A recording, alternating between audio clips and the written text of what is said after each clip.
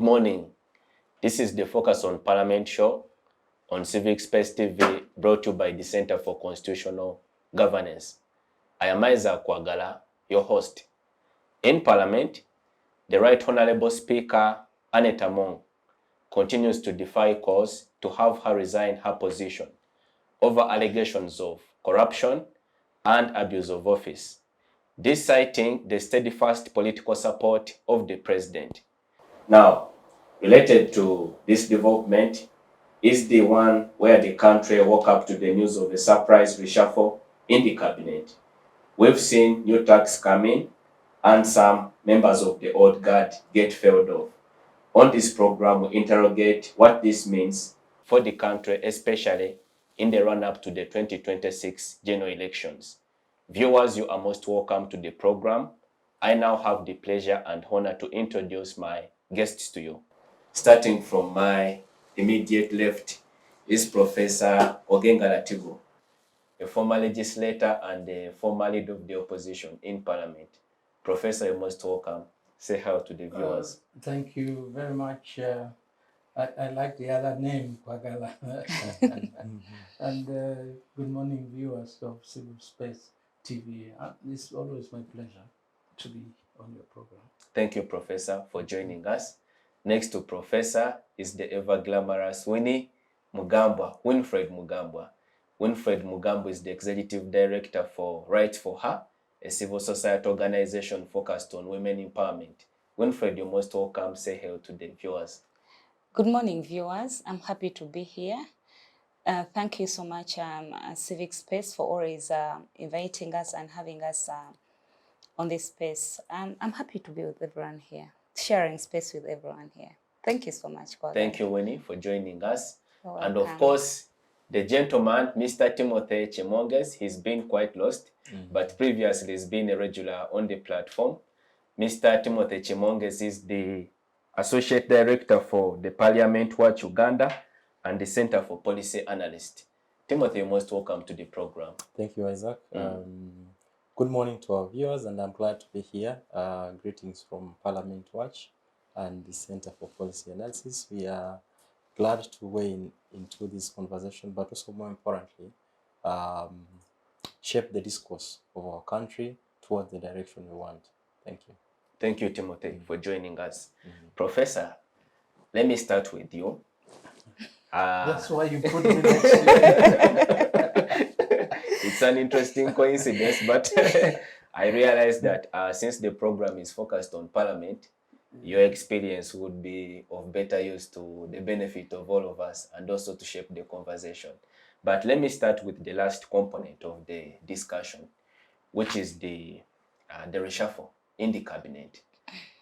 What have you got to say about it? What can you make of it? Does it point to a new political direction or reconfiguration, especially in the run-up to the 2026 general elections, or it's just a ritual that we are witnessing? Well, any reshuffle by any president must have a purpose. The only thing is that they never explain the purpose. It is up to us to figure out what the purpose is. Looking at the profile of the changes that have occurred, two things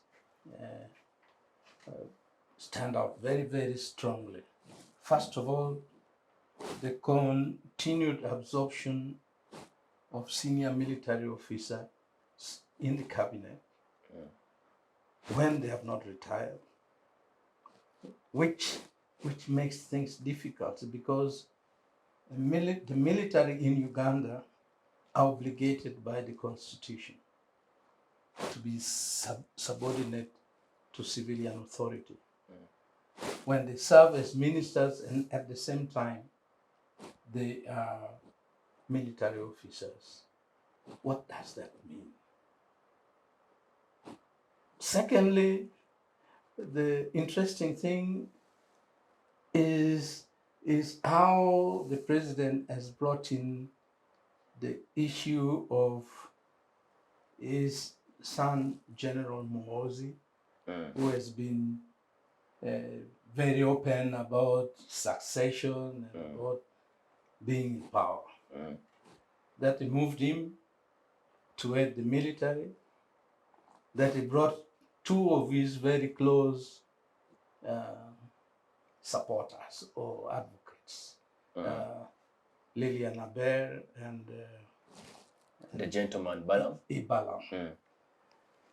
And that really makes one ask, what is this?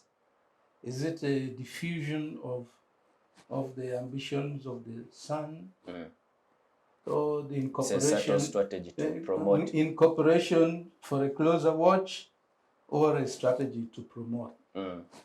The rest of the cabinet changes. Gitutu, I could expect, the president is somebody who will not give you space if you try to think you are tough. Gitutu says she will not apologize, and he's cost her a cabinet position with the Nandutu. I don't know how they will ultimately react in terms of the fact that there are others who also took Mabati like them, and some have survived the cabinet reshuffle. And then I think the last bit is how the president has posted Lukeris to take care of Karamoja affairs, and his PPS or Mona to take care of the northern Uganda affairs. I don't know whether he's decentralizing the central government or what. But that is something that I wait to see what it is all about. Does it concern you that the Honorable Minister in charge of the Defense Docket, Sempija, the Honorable Sempija, has been demoted from cabinet and appointed an advisor to the president? Is it of any significance? Yes. What could be the likely cause? Well, the significant issue is really is that the defense docket is a very important ministry in President Museveni's government. And that Sempija has been removed from there probably talks to the repeated incidences within the military that has cost the country a lot. The plane crashes within the country, in Somalia, which links the removal of Sempija with the shifting of Eluelo from his position. But these are all political moves, so we want to understand the politics behind it. That has it got anything to do with Nope and Buganda? What is it? That one we will figure out as time goes by. Okay, Professor, I'll return to you. Winfred, what's your perspective of the changes in the cabinet? Are they of any significance, or it's the normal politics at play? That maybe the president, in anticipation of a tough 2026 general election, he's trying to reconfigure and reorganize his house for a smooth run.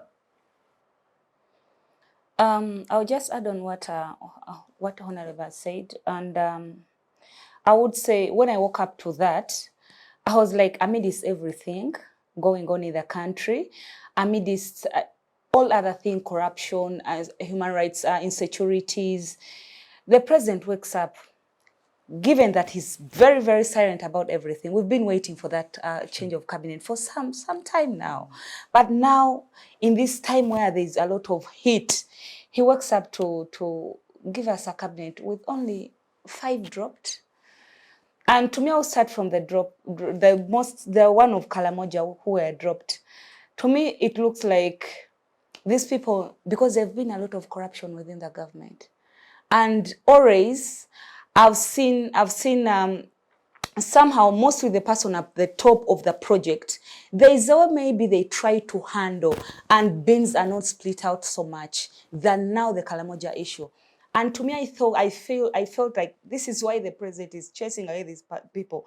They failed to handle the bag, and everything was split out. And him raising the ranks of the son, to me, I would say that he's just confirming to us, you people can speak. I'm hearing your noise, I'm hearing everything, but this is what I want. It is, remember when he said, I work for my family? He's confirming it. If he has security, someone heading security, military being the son, and I feel for him is like I am strengthening myself or even my son coming in position. As in education, we've complained about education, the wife stays there. He's like, as much as I have the security well tight, let me have them educational-wise, knowledge-wise, let me just continue keeping them down.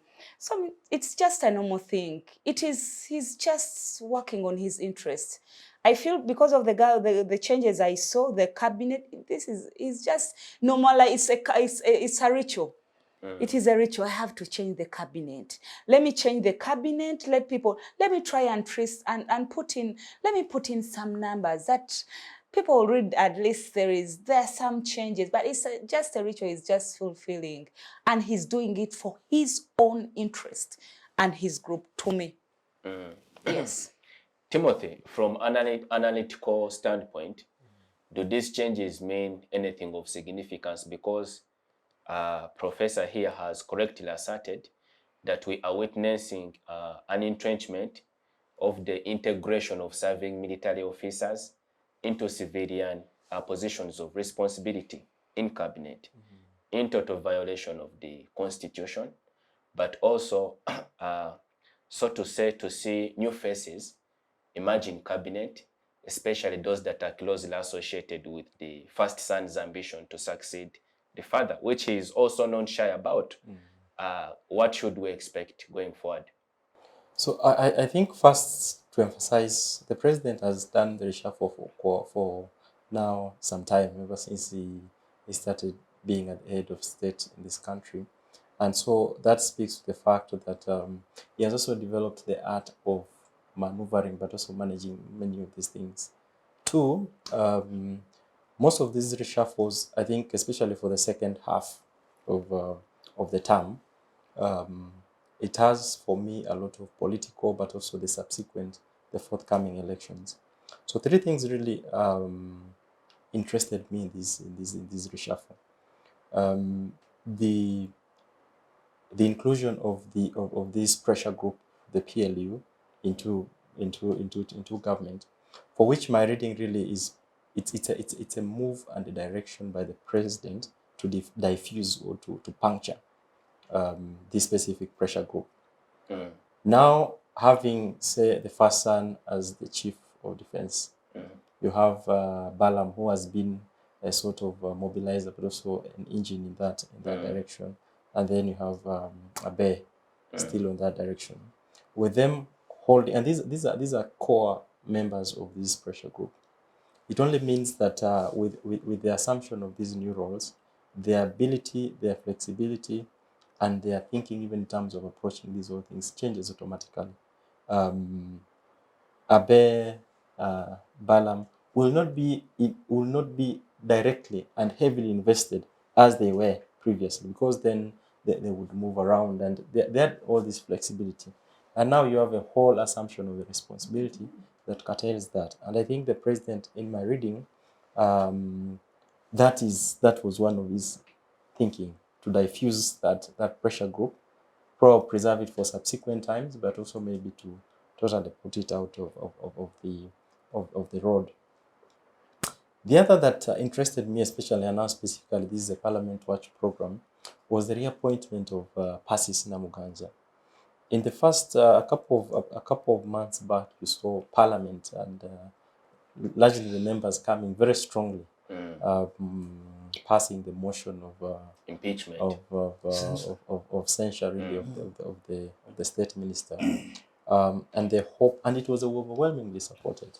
And the hope was that maybe the president would, at the end of the day, most of these motions they're advisory.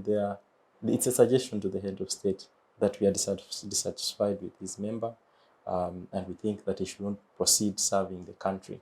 But the president, in his wisdom, actually thought otherwise, and still brought on board Persis Namuganza. I think that speaks for me a lot, either on the interest of the president on this specific minister, or probably the perspective in which the president looks at it. The other, and my concern again is looking at some of the, especially for the freshly Appointees? the appointees. So if you have, for example, someone like Balam, who has been appointed to a docket of youth and children and that kind of thing, not to discredit his personality, but would that be the best docket for him to serve?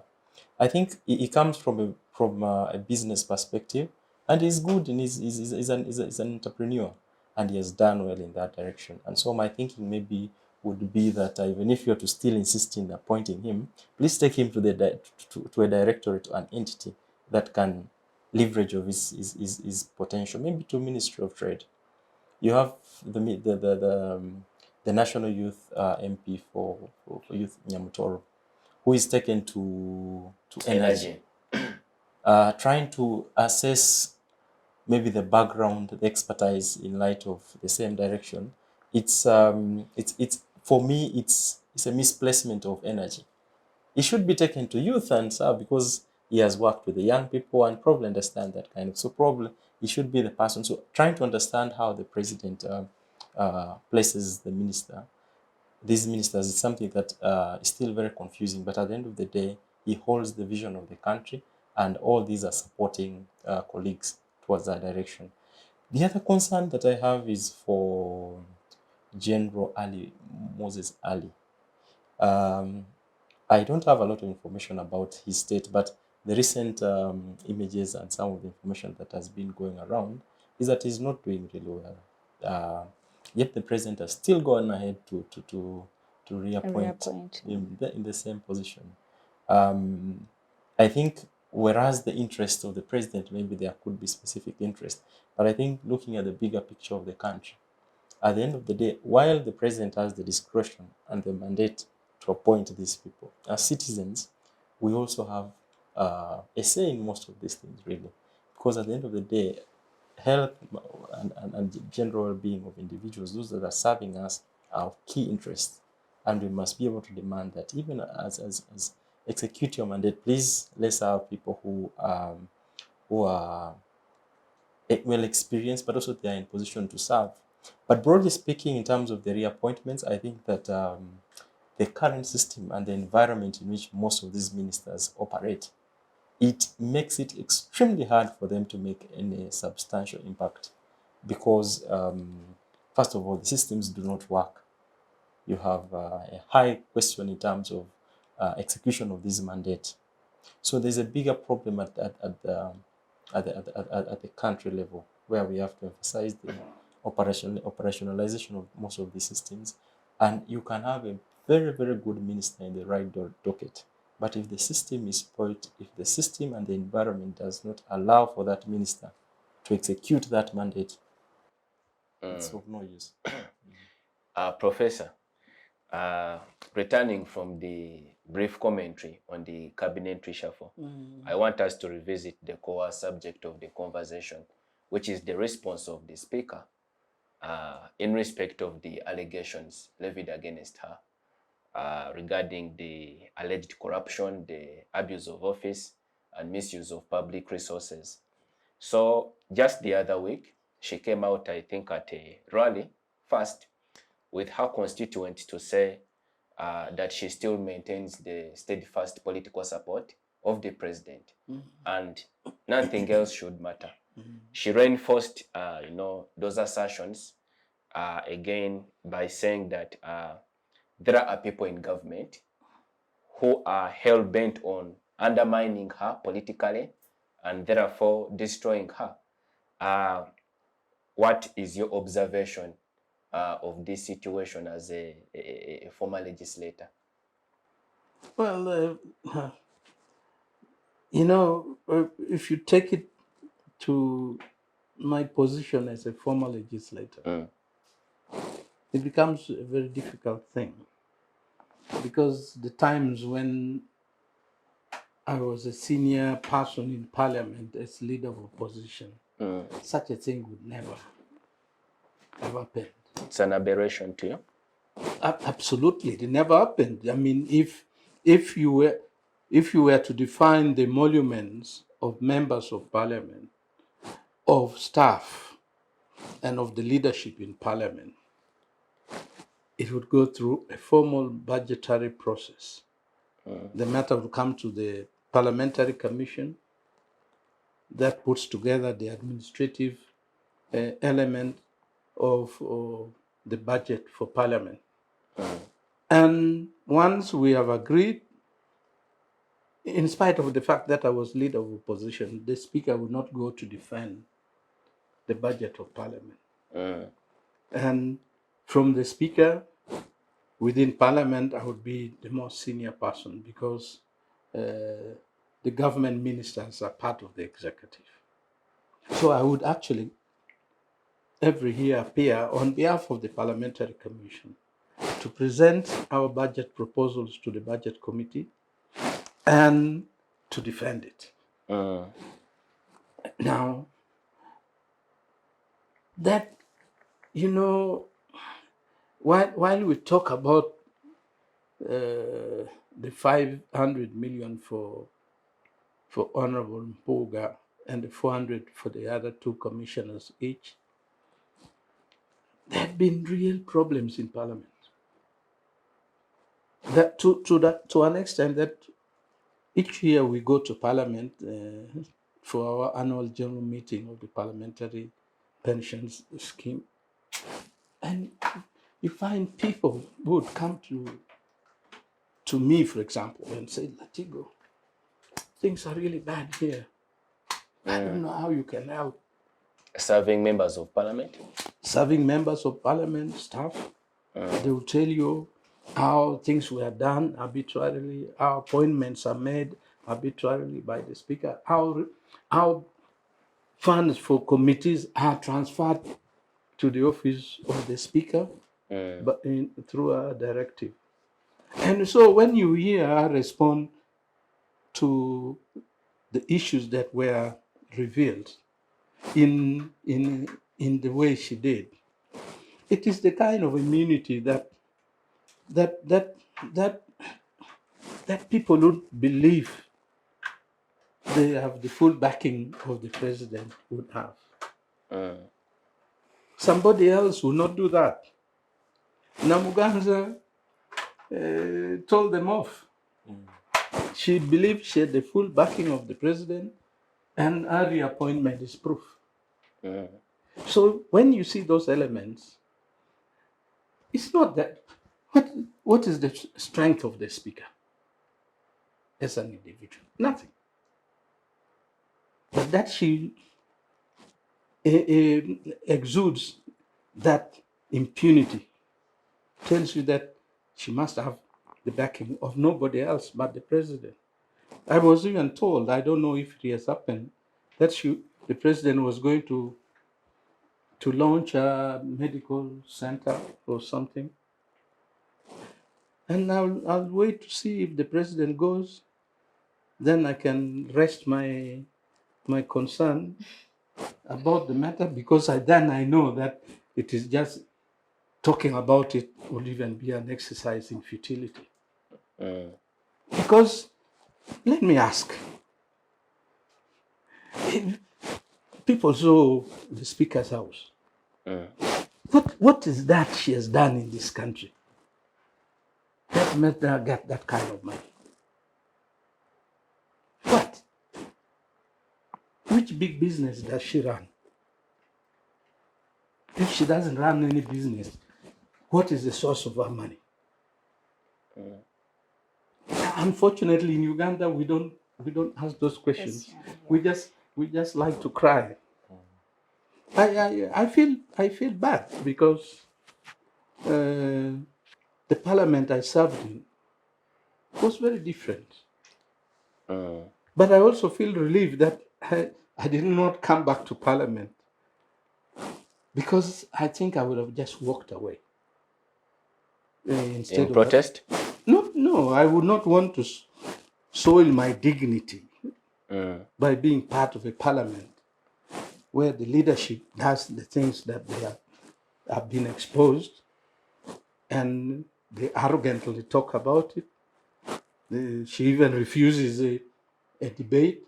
But if I were in Parliament, I would have moved a motion, a substantive motion, for the matter to be discussed. And as a motion, she cannot say no, and would talk for the record, so that those who think what is happening is right, it will be on record. Those who detest what is happening would also be in record. But like I've said here before, ultimately, my appeal cannot go to those people. My appeal must go to the president. This is a country under his presidency. He's writing his own history of his time as the president of the country. Is all that happens under his rule are his legacy. He should begin to think about that.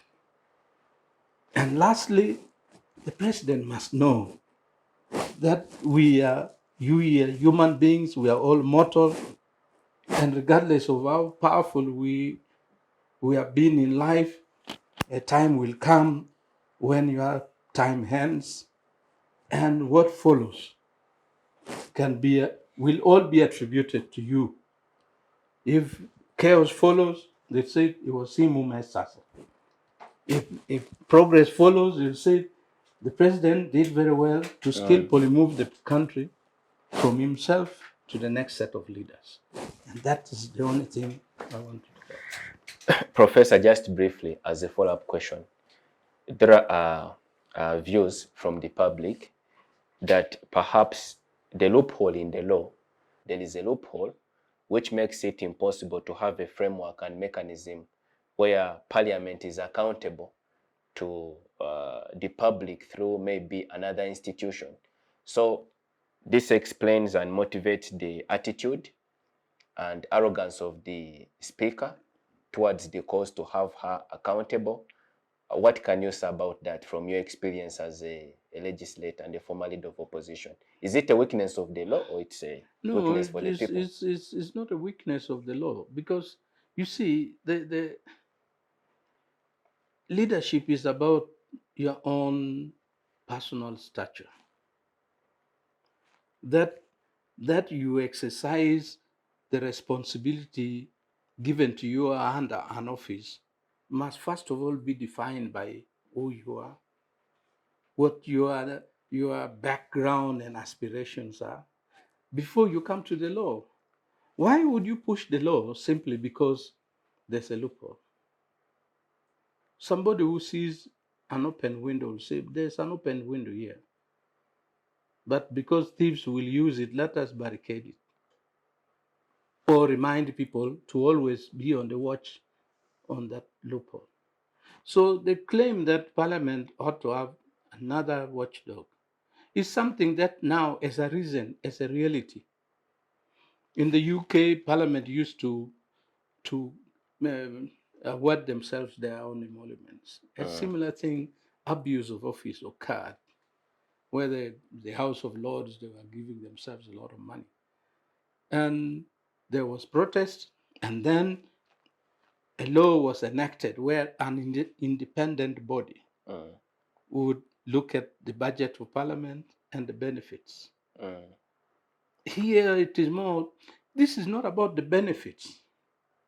It is about how money allocated to Parliament has been abused. Even if you had a law that says you shouldn't do it, you can see that the processes can't allow.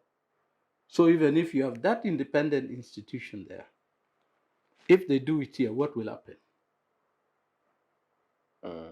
Will you go through the exercise of of what do you call it, censoring the speaker and sending, will the members who are beneficiaries of the speaker's mischief, will they vote to remove? You see what is happening in America under Trump. The problem is that there's a problem. The president, what he used to be when he came to power in 96, what he used to be when Uganda made tremendous progress in the 90s, it's not, I don't see it now. Because then the president was very concerned, for example, about who should serve where, and you have to account. And now it is more about wording of the threat of the young people, the Bobby Wines, and all these young people, including Muozi. So once you become a reactive leader, you are no longer in charge. The events will just lead you sometimes to even a very tragic end. The smart thing is to say, well, I've had my time. And or if you want renewed support, act. Act on the speaker. We have not had any strong rebuke from the president. And like I said, I'm waiting. If he goes to launch a speaker among his projects in Bukedia, then I will just say, let me focus on my family. The rains are already dropping. But Winfred, the speaker, I think somewhere in Busoga, over the course of this week or last week, she made mention of an elaborate conspiracy by certain actors in government to undertake actions of sabotage and politically undermine her. And even said some are interested in returning back to the office that she occupies. Is this a sufficient defense in the wake of very serious allegations being levied against her? Not, of course, restricted to corruption and the abuse of office, nepotism. How do we get out of this? Honorable Anita, right now I would say that he's like a wild dog and very, very dangerous. Rubbish. She is very dangerous. Whatever she's speaking out, any Ugandan who is not concerned, if the president is not yet concerned about her, then he also has a problem. Good, you started from the last one where he said, some old women are after me. They want to take her position.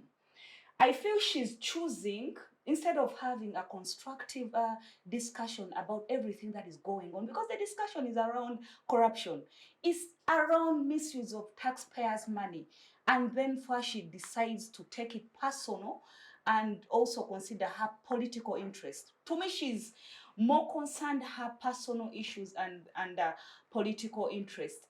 And to me, it shows that she has a problem in leadership. There is a problem in her leadership. I didn't want so much to say that she has a problem in accountability, because you would see, because when she said that, at this time I said, no, I had to go back and go read her profile. I said, old ladies, let me go and check her age. I wanted really to see the background of this woman. Because when she talks about the old, I definitely knew that maybe she's just growing up badly, but she's a youth. So I just sat down and said, no, let me first go back. I went and checked her profile, seriously. And that is where I'm saying, I don't want to say that she has a problem with accountability. Because when you see her background, her career background, she's an accountant. And she spent many years in the bank. And she did lecturing around accounting. So I was like, why is the problem of this lady? Then I sat and said, but that profile was not even correct. I actually wrote to the editors of the Watchdog, but the email address they sent, did not deliver my message. So which means that is not. It is not true. It's So concocted. let me just go about That's a on serious an charge, Prof. analysis person I made on the profile from that last statement about the old women. Sounds like if this profile was made when she became either the deputy speaker, which means by then she was 50, which means by now she's 52. Then I went to when she got her first degree. So she got her first degree at 32 years. And I was like, this lady must have struggled like me then. You get it? You know, we grow up, some things we might underlook. The structures we grow from, the norms, the culture norm, the societal norms. So I was like, maybe this is where the problem is coming from. So she must have either if she wasn't dancing class and she used to repeat classes, she was they had money problems, and that is why she had to get the first degree at 32, or either because of the culture, the societal norms in where she's coming from, those things got her. Because women, not only her, most women all over the country, many women have grown up with having a hindrance of societal and cultural norm. That is why we need to fight hard to dismantle them. And during that time when you're like trying hard to get people perceive you to be rigid or cunning, but again, those traits might grow as they feed. They might grow within you. And to me, I feel the speaker, those traits grew in her. Yes. And during that suffering, she told herself, when I ever get there, she has a goal. She told herself. Hasn't she achieved it already by being speaker? That goal, because it is cultivated in rigidness, in cunningness, in with village excitement, with that. Because at times, I even say, she's acting like a rebel. Did she ever? She has a wound. You know, when you have a wound, she needs to heal. There are many traumas she needs to heal from. So when your career is being like, what is feeding her, like she has a goal she has to achieve, and she's wounded within her because of all that person I summarize. That is why either she's like, she doesn't care because of her. She's like, this is what I pass through. I don't care who is passing through this. I have to please, because when you're in the state she's in, she was greedy for power. Yes, she got it, but she's still greedy for more power. People like the president of Uganda will take advantage of such a woman. Because now we talk about, we need to empower women. We need to have women in places. I think the president, because the president is very strategic in his thinking. So he looked at this woman who was very cunning, who was greedy for power, who was easy to be used. Got her, placed her in a position. She lacks the competency. Her saying that other people, first of all, there's a statement she added that, me, I'm working, I have done this all. First of all, the speaker should know she's seated, she's rising on the effort of the past 5 speakers as per when the president came in. She should even appreciate that these people who came before me laid a foundation that is getting me somewhere. They laid a foundation and I'm just building on. She's not the one doing that. So to me, she's in a state that needs help. And being a feminist and a woman, I would think she needs to get someone to help her, and maybe they take her through healing, through feminist leadership. Because until the speaker heals, even when she's speaking on the floor of the parliament, you need to hear her voice shake. Her voice shakes whenever she's addressing people, because now she first said it's the homosexuals. They are bringing this up because of the homosexuals. Where did it come in? Personally, I remember it was on this show where I said, to me, I feel this law has been broke because there are some games that are being played. And right now, I'm happy that those games are have been revealed. The speaker, to me, I feel at that time, they said, what can we throw into the Ugandans that can get them busy? And we start playing our games. And they know the only thing we can say, Ugandans, because of the culture, because of the different beliefs we have, because of our religious beliefs, when we bring the Anti-Homosexuality Act, when we talk about homosexuals, now people will be very busy. Now for us, we can do our dirty games. Yes? And that is what she did. That is why she thought, at first when I said that, it is the homosexuals, it is them pushing me to, they're trying to spoil my name. She thought she's going to catch the attention. First of all, homosexuals are taxpayers. They have the right to ask for accountability. This is a discussion of taxpayers' money. It's not a discussion of bedroom affairs. That is where that speaker is taking us. She has a problem in her leadership skills. She has a problem in conflict resolution skills. That is why, remember when the exhibition was about health? She came out and talked about it. Right now, she's failing to talk about what is pitching her because she lacks conflict resolution skills. She lacks communication skills. Everyone has seen that. She lacks communication skills. And above all, she has failed to work on herself. She has failed until she agrees to heal. Personally, when I sat and analyzed her background, the most problem of the speaker, she needs to heal from her past. She needs to heal her childhood wounds. And again, she needs to accept that I am in this place. It was a blessing from God. I remember when she was talking about that in Bukedia, she said, by God's grace, God is going to help me not to leave this space. She should also say, by God's grace, without the knowledge and without the capacity to be in this place, by God's grace, I was given this position. How can I surround myself with people who can help me build?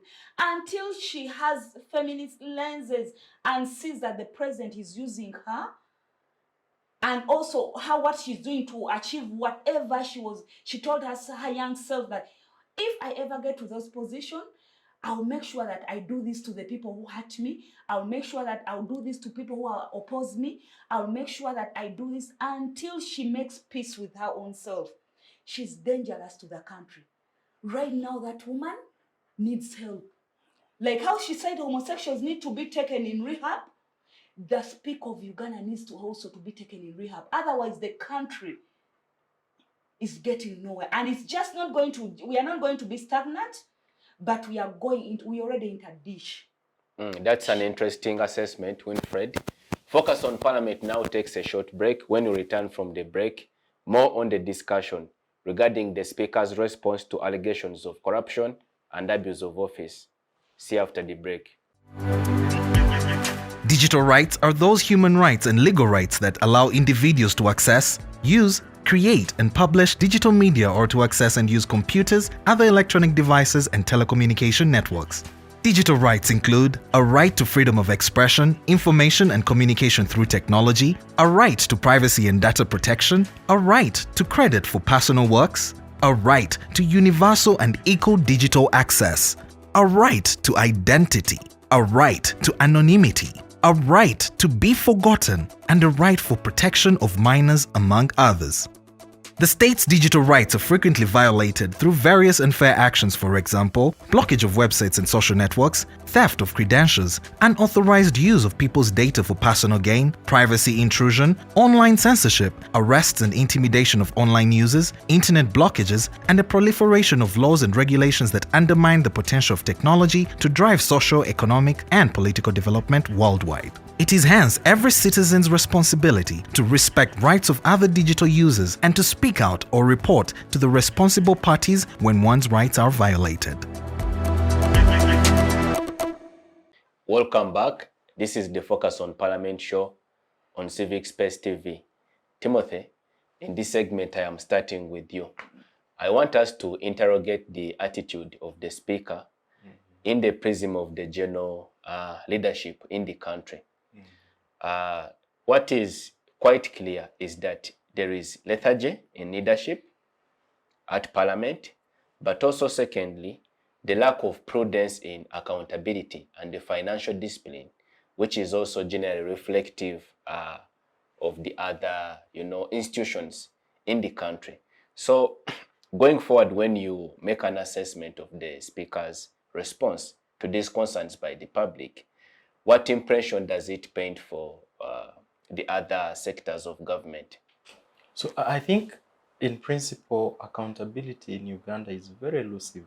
It's very, very elusive, and there seems not to be enabling systems and environmental structures that can promote this habit or this sort of culture where we have leaders accountable to the people. And the response by the speaker really, for me, is a testament to this fact. We do not have substantive institutions that can promote but also can hold most of these leaderships accountable. At the center, if you look at our jurisprudence and really our legal framework, there are institutions such as IGG, you have Parliament also itself also as one of the entities that you have now the recently introduced the anti-corruption groups, those that are based at State House and other places. And Auditor General. The Auditor General who comes in and at the core in light of promoting but also addressing most of these things, not forgetting the police.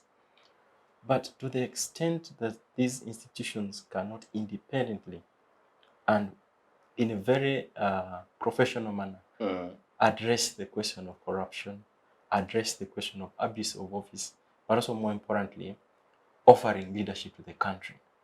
The response by all these leaders, whether it's the speaker, the response by when the exhibition was within the Ministry of Health, you could see the response and the manner in which it was handled. There was a point when the exhibition went to the roads, and the sort of response you could hear from the leaders. And this is not just to limit the conversations around this exhibition. The broader question of accountability, the broader question of leadership in the country. That's not forgetting the executive at that. And so I think it's true that first, we have broken systems in the country.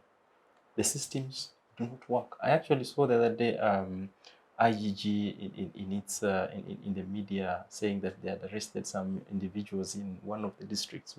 Was it Kapele Byongo, one of those districts that they got maybe involved in some corruption instances, really. And my question Political was, corruption? Yeah, it was a political Financial. corruption. I think something of that nature, but they had been arrested. And it spoke, okay, well, that would be a move, but we have a bigger problem in some of these institutions and which we cannot act. Can the IGG go and investigate even some of these institutions such as Parliament? Corruption has been cited and is being raised, concerns are being raised around the office of the Speaker, about the person of the Speaker. Now it's extended to the Commission, to now the Leader of Opposition, the office. And broadly speaking, the question of corruption in the country is heavy. The IGG report said last year that we lose close to 10 trillion to corruption in this country. At least that's what is reported. It should be more to the extent that... That's almost to, that is half of the budget. No. That's 10% of our budget. So we... 20. It's 10%, bro. So our budget is 10 trillion? It's about 44 trillion. So our budget is 52.7.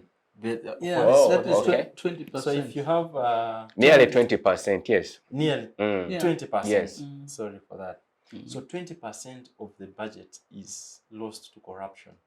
And of the budget, by the way, if you look at, say, the 52.7 budget, almost a half of that, going to around 27 point maybe 2, goes to debt repayment and fulfillment of the government obligations, for which you are left with close to half or thereabout, maybe 24 point something, or largely approximately 25 trillion for service delivery. For service delivery, but also that would ideally be, we've always referred, or government refers to that as a discretionary budget.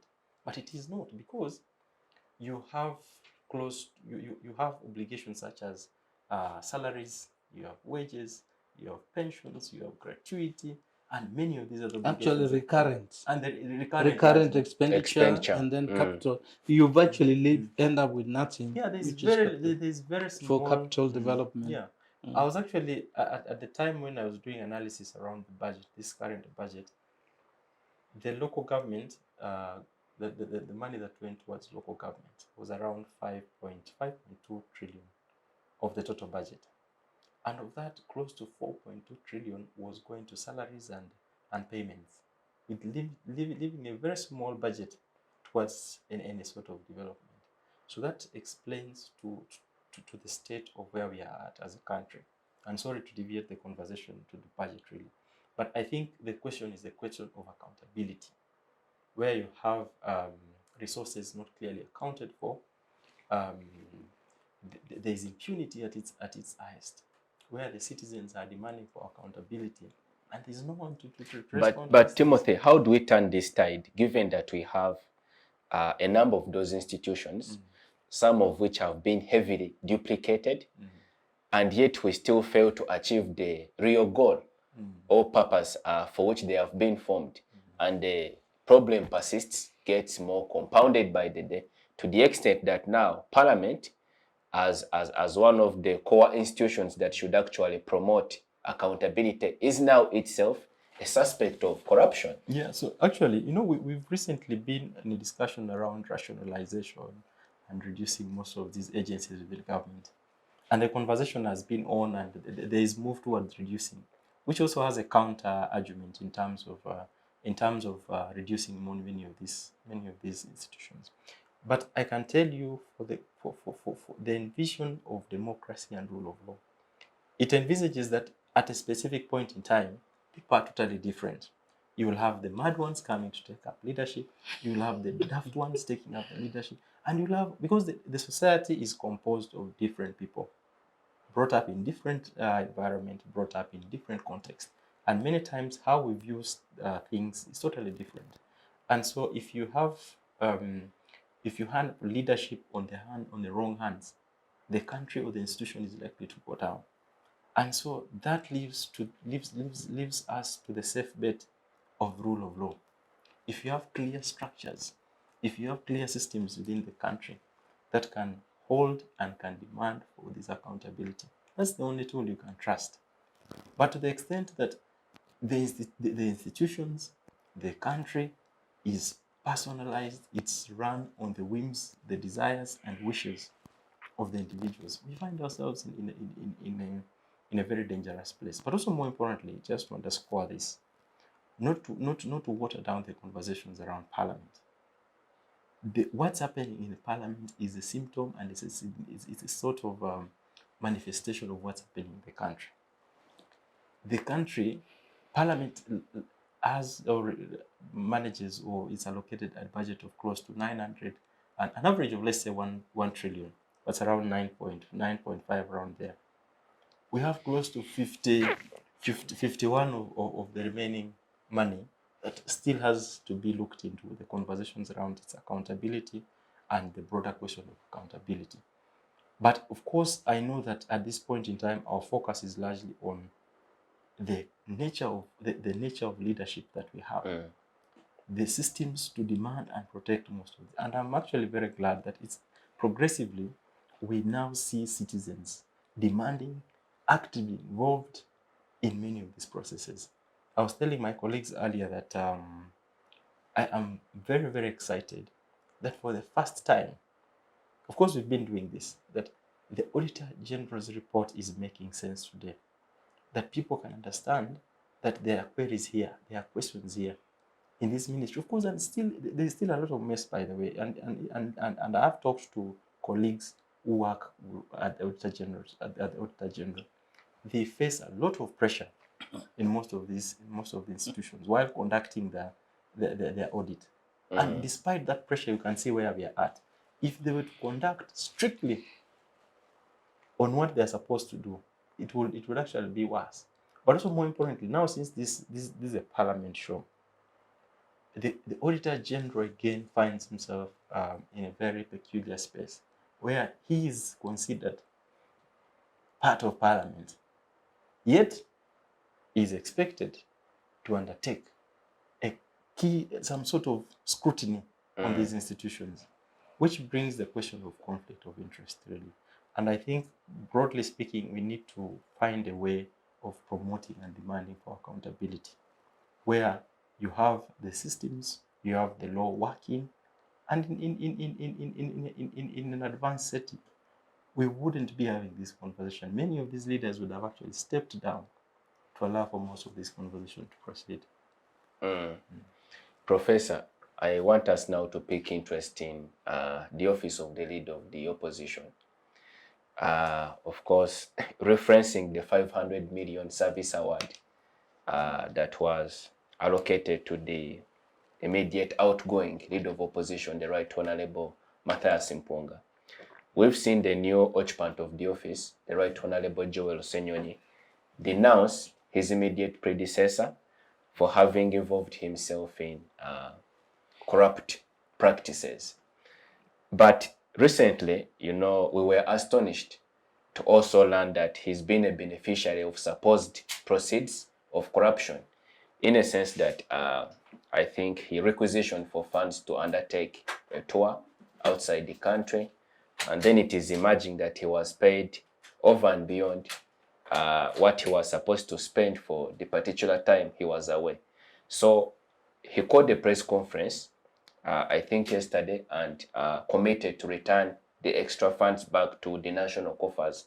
But it begs the question, is the opposition also, you know, seized with sufficient ethical pedigree and authority to demand for accountability from the government? Or it is now increasingly becoming clear that they have also been poisoned by the ruling regime, so they no longer have the ethical and moral high ground to demand for accountability? Well, first of all, starting with the current leader of opposition, was that trip made when he was leader of opposition? Yes, I think it just has gotten into office about a week or so. Because the leader of opposition has its own vote. There's a separate, actually, we created that vote when I was leader of opposition. And the problem that time was that the vote of the leader of opposition and of the deputy speaker were all under the speaker's vote. And in one of the meetings, the then deputy speaker, Rebecca Kadaga, almost shed tears because she could not travel. And what we did was simple. I went and saw Kunoba, Okello, and then we had the good fortune of having Tandekwire as clerk to parliament. Tandekwire was so professional. If it is out of the law, it is out of the law, period. It will not sign. So what we did was we discussed and we agreed. We had a motion to split the vote. But they used splitting of my vote from the speaker to cover the deputy speaker. And then we created a vote for my office as leader of opposition and for this deputy speaker. Now, at that time, if I wanted to travel, the only thing that I was required is to inform the speaker that I was traveling, because he must have the record. And then I would process my travel expenses.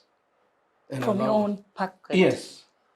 And the allowances were clearly defined. It was, that time, was it $400 per day or around there. And that was all. I said, I'm going 12 days. They will process that. And then, of course, as the leader of opposition, you had provisions for entertainment. So you take some money where you can host people, that kind of thing. So if this money came from Parliament, I would not know what vote Parliament would take from to facilitate the travel of the leader of opposition, because his vote is there. So from that perspective, until I know, I cannot comment too much. According to the comment there, I saw it's from the LOP's budget. Yeah, if it is from the LOP's office, then all you do is, unless you did not travel for the number of days. That's actually the contention. Yes. The contention is the money's requisition were for a particular number of days. Yes. But then I think the stay was drastically reduced to a then day or two. You refund the balance, you return. You cannot eat it because you did not you did not spend it. That money will revert back to your office and it will be recredited to your travel vote. Yeah. So for that one, that is the position. The one for Matthias Mpuga made. I by temperament and age and experience, I thought he would be a very good leader of opposition. But he had a personal weakness that I had the displeasure of experiencing. When he became leader of opposition, they organized an opposition workshop, and he sent somebody from the office to call me for the workshop, a junior fellow. And I said, oh, if you want me for the workshop, it is fine, but you give me his number so that I say hi to him. And when I was given the number, I called him and I told him off. I said, Matthias, don't think you're very big. Personally, I'm very big. And it insults me that you send a junior person to call me for your workshop. If you continue like that, at the end you will be a failure as leader of opposition. I told him that. Now when I left, after that, I one time wrote. I wrote to the speaker, I wrote to deputy speaker, I wrote to leader of government business, I wrote to leader of opposition, I wrote to clerk to parliament. And I said, look, when we were providing in law pensions for deputy speaker, and prime minister, we left out the leader of opposition. The argument could be that we are not in government, but we are in government. I suggest you consider a gratuity. You budget for the 5 years that the leader of opposition will be there. If that leader of opposition stays 2 years, you calculate the percentage of the gratuity for the 5 years, Split and it. give to this one. And to avoid the shame and the embarrassment that I got when I was leaving, I asked for, the only thing I asked for was my laptop computer that had all my personal, they refused. I actually left the laptop computer. That's the only thing. As part of the office equipment you were using? Yeah, it was not office equipment, it was bought because of me to use personal. And it had my records. When you leave office, you want to have things that you'll show. Oh, I used this laptop when I was leader of opposition. And that's what I would do. I would not destroy it. I would just keep it for historical purposes. Sentimental reasons? No. That is how you record your footpaths. Contribution. I had ordered for new flags to be bought, so that the whole flags, the day the new leader of opposition would come in, I would give him that. But it didn't happen. So if Honorable Mpuga, who was leader of opposition, had pushed for that gratuity. And the money he got was not just some funny reward, but a legal gratuity. Nobody would be raising any complaint. Instead, they chose the path of criminality, really. The convenient way, would say? Because a decision on Parliamentary Commission emoluments would be tabled before the House for approval. By the whole House. Yes, or at least the Budget Committee. That was not done. And there ought to be justification in law. There was none. Winfred, how do we move out of this mire of corruption, lack of transparency, in both the budgetary processes, the allocations, then the actual usage of the resources, but especially at Parliament, of course, taking into account the Speaker's response to the current allegations? What's the way forward? In politics, I believe we have two problems. And that question of how do we move out, because we are still having these problems, and us, the voters, are still somehow okay, because this is like a marriage. Not until when I'm getting a man, okay, when a man comes and wants to make me their wife and they have a wife already, I will not see a problem until when I'm the one in the house and now they're bringing another person. So two problems we have in Uganda. We have the political prostitutes. They are our major problems. Who are those? People who jump from one party to the other. And it's there is like a clique. There are problems. And they have a big follower. You get it? Then we have people who don't want to, I think they just want to die.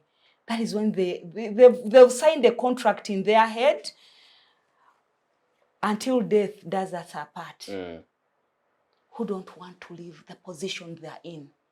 From the executive to all the people who are leading us.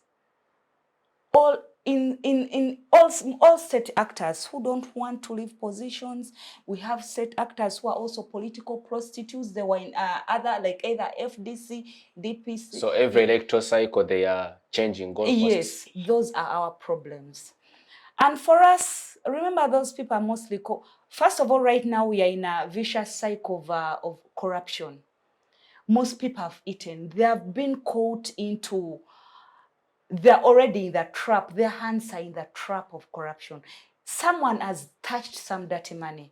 You get it? So holding the other accountable becomes a problem. That is why you see that when Honorable Joel stood up to ask this, told the speaker, please, madam, this is not a conversation about homosexuality. You get it? Taxpayers are asking about my money. The next day, what did we see on the social media? The evidence to the what? You get it? So it's like you touch my dirty end, I will expose your dirty end. You get it? The main problem was to get away with all of these people, which is not also a solution. We can't say that we send them all away. Now it's really a funny thing. We're in a catch-22. Right now, the way we need not to give up on the fight we've started. We need to, like, since now the voice is high there, we need to keep on the momentum. We need to ask for accountability.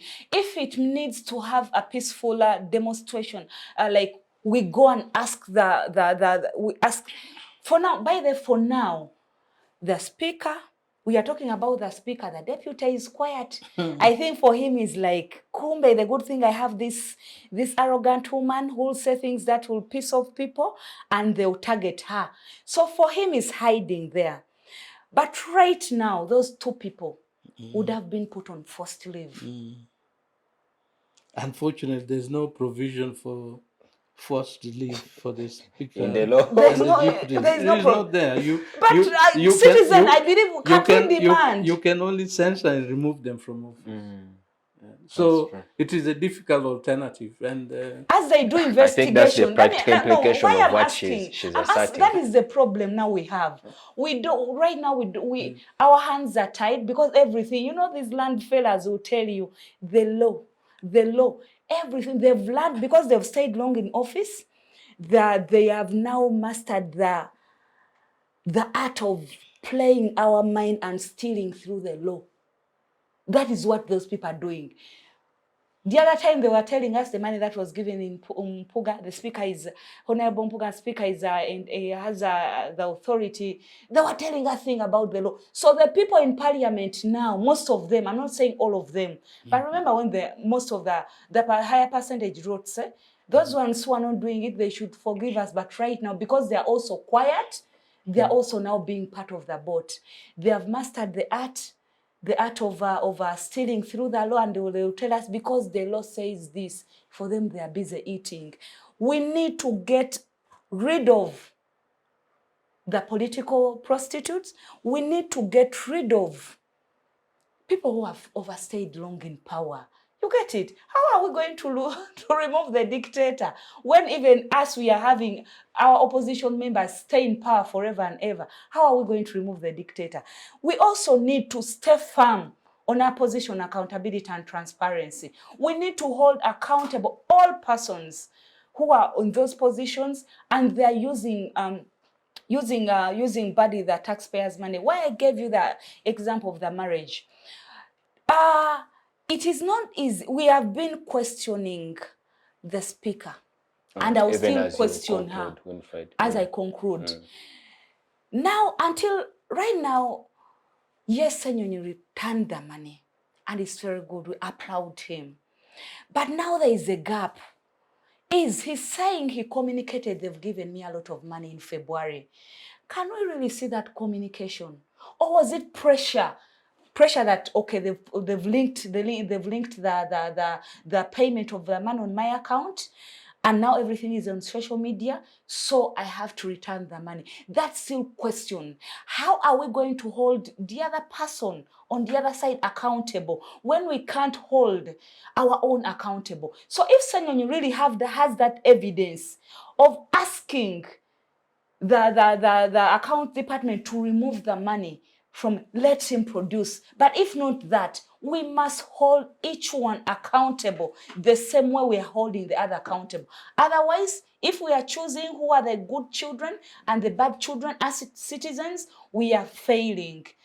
The weighing machine for everyone who is caught up in the wrong act on the wrong side, it must be the same weighing machine. But if we are choosing to weigh other people on a higher machine and others because their sins are less overseen, their eating is less overeating, no. Yes, so I urge all citizens, as citizens, if we are to say we have stood up and we are going to speak about accountability, we are going to fight corruption. Corruption is corruption, whether it's an NRM person who has done it, whether it's NOOP, whether it is FDC, whether so long as someone is using taxpayers' money, everyone should be held accountable in a rightful way, without favor. Timothy, as we wind down the program, moving on from the allegations of corruption at Parliament, but also across the board in the other sectors of government, it's clear that the Speaker has adjourned the debate regarding these concerns, even from the members of Parliament themselves, because in the last session, some were really insisting that the debate should go on. So what's the way forward? Do you foresee a situation where the Speaker actually invites and allows this debate to proceed so that people can table evidence and then we have a breakdown of those expenses, the allocations? How do we move on from this? So I think first, because it's an accountability in question, and if you look at how even the structure of how plenary sometimes proceeds, and many of the engagements within Parliament, you'll notice that the Speaker holds a lot of power, sometimes even determining who speaks, how the discussion goes, who speaks when, what matter is to be discussed. All these things, they seem to be in a very peculiar situation, which works on the advantage of the Speaker. And so even when she tells you, okay, let's discuss this after, sometimes it's the game that is involved, but also it's because you are discussing a matter of which the presiding officer is directly implicated. And so the easier way for them is usually to find the shortcut to either diffuse the confusion or the discussion and find the alternative. And you will actually see that within there is a racket also of some MPs who are strategically positioned either to confuse the discussion, to change it, and to always play around. You'll see that a member of Parliament, for example, raises a substantive matter, and let's say at that point the Speaker is actually has to accept that. You see another one from the corner there, and says, Madam Speaker, procedure, is it in order? And then this one brings, so it's a whole confusion. So why there's a lot of interest involved. There is a lot of challenge, and there's politics that keeps playing in the institution. But I think broadly speaking is that Parliament must come out very clearly to provide an answer and answers to the questions raised, not to what they feel is necessary for public to. The public has demanded for very specific questions, despite the fact that the public has come out in an overall manner. This one is raising, this the other one is raising, there is throwing all these kind of facts. These are matters that the citizens are demanding for answers. And the only option, by the way, Parliament has is to provide answers. Otherwise, it leaves the institution of Parliament, for which it's a representative institution, meaning that it holds the interest of the citizenry, and for the bare minimum is to provide a very clear response, provide an accountability of what the issues are. But other than that, it leaves Parliament in a very dirty, but also a very, because you see, maybe just to give it also context, Parliament holds a very peculiar space within our dispensation, let alone the executive. Parliament itself, because of the representative nature, but also looking at its roles within Article 79 of the Constitution. And so to the extent that these roles are not effectively executed, but also they become victims of the same mandate they are supposed to execute, it means that service delivery is affected, but also the trust of the people. If you have an institution that's such as Parliament, which actually is one of those that citizens find it convenient to raise their issues for the executive to act on, and again, maybe just also to give it peculiar, and I know the former law here has a better understanding of it, is the continued misunderstood role of Parliament, which I think is also driving us to where we are at today, where the members of Parliament have assumed the roles of the executive. They are a mini executive. They are supposed to do many of these roles. And then they somehow appear as some small gods on the citizens. So you find them walking in the community, and we have to call them honorable. If you try to calculate what is it that substantially you're contributing to the society, what is this business that you are doing to change the people's lives, it's not there. So you find that actually we as society, we've given some of these MPs some roles. We think that they are some very heavy guys, yet they're actually under the citizen role. And so the confused role of Parliament as progressive, of course, led us to where we are today, where we think MPs should be doing totally different things, yet the Constitution mandates them to. So you will find them having to do things which are actually out of the law to either sustain themselves or to address many of these demands by the citizenry. Because at the end of the day, the citizenry has a totally different yardstick on which it determines the performance of the members of Parliament. Yet, the executive and those of us who are a few elite here and there who have access to this information know their roles. Actually, I think there are members who have specialized in being in the constituency. They come here if they can get a trips here and a few trips here and there. They go, for example, and you asked the former LOP about the service award of Honorable Mpunga. of Honorable Mpunga, which also I think it has taken a totally wrong direction. We are only focused on Mpunga, which is 500, which was 500. And it was, the total was around 1.7 billion. The other commissioners have been exonerated. Because we are used to them. This one was fighting with us the battle. That is why we are concerned. The party is comfortable, so just waiting and seeing there is only one commissioner whom they are pointing at. These other ones are comfortable somewhere. It's probably because maybe the NRM and some of its members are used to this corruption, and so there is familiarity with corruption. So many times it doesn't shake them. But it is true. I've actually, again, just sorry for dragging the conversation. Imagine, look at the time when this service award was passed by Parliament. It was around in March 2022. Around 7 to 8 Was it months. passed by Parliament? No, actually, by the Commission itself, sorry. By the Commission. By the Commission, By the yes. Commission. The Commission passes it. 7 months or 8 months after. They are rewarding themselves. Yet you have close to maybe 20 months to half of the term. So what will you be rewarding yourself after 7 months? That you sit down and then you say, okay, guys, we need to. It's an anticipatory reward. And then to make it worse, in anticipation, Parliament doesn't have the money according to the information that's out there. And then you say, guys, what we do, let's get money from the parliamentary circle, from the circle, and pay this money so that when the other money comes, then we can repay. So it's already a consumed money.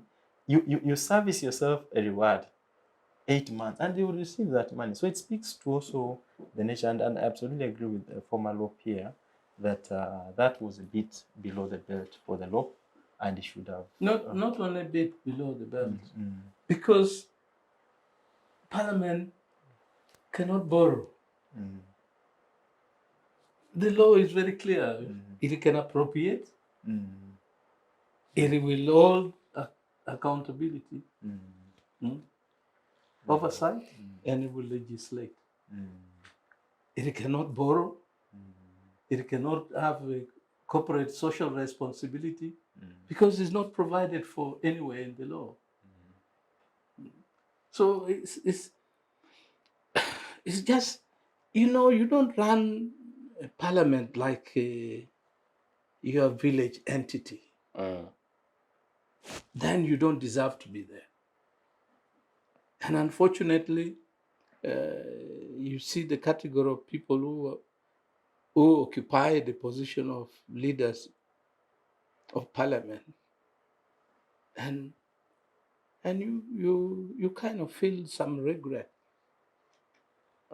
because what is that they did that they deserve to be speaker and deputy speaker? What is it?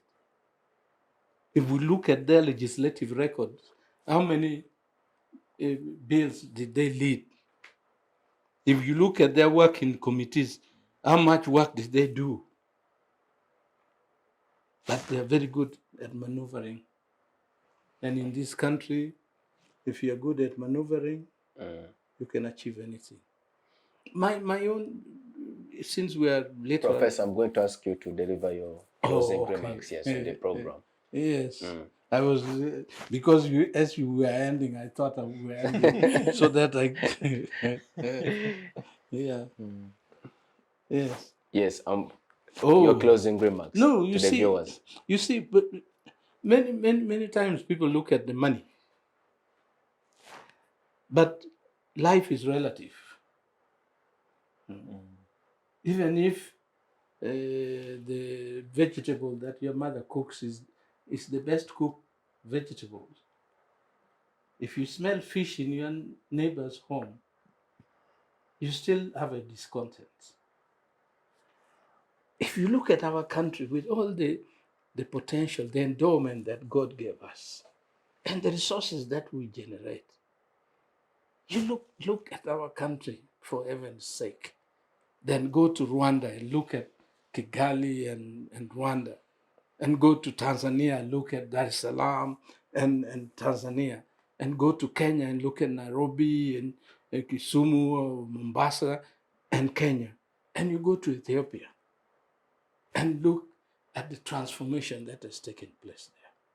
They did not steal money from anywhere or got money from heaven. They just decided to do things correctly. And all we ask, you can have your power. If you could only do things correctly for this country, nobody would bother. I mean, in agriculture, I'm a judge of Uganda Best Farmers Competition.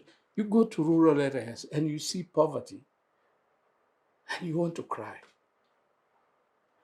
Ugandans deserve a lot better than what is happening now. Yeah.